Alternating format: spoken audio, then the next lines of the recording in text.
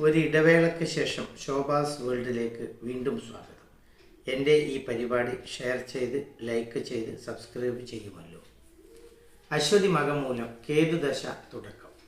അശ്വതി ധനവിനിയോഗം കൂടും. ഉല്ലാസയാത്രകളും വിദേശത്തു നിന്നുള്ള സഹായവും കിട്ടും.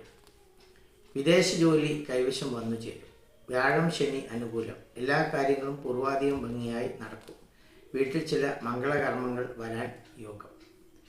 മകം സ്ത്രീകൾ പ്രേമബന്ധം മൂലം വിഷമതകൾ അനുഭവിക്കും. പഠിത്തം മുടങ്ങും. ദൂരയാത്ര ഒഴിവാക്കണം. വാഹനം ഓടിക്കുമ്പോൾ പ്രത്യേകം ശ്രദ്ധ വേണം.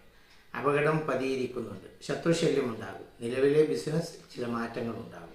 വ്യാഴം ശനി ഗുണകരമല്ല. മെയ് മാസത്തോടെ നല്ല മാറ്റമുണ്ടാകും.